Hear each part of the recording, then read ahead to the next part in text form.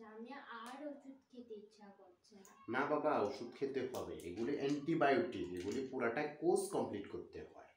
4টা খেয়েছ, আর আছে 3টা। অর্থাৎ ডাক্তারবাবু যেভাবে বলেছে 1 সপ্তাহের কোর্স দিয়েছে, প্রতিদিন একটা, সেটা 1 সপ্তাহের কোর্সে কমপ্লিট করতে হবে।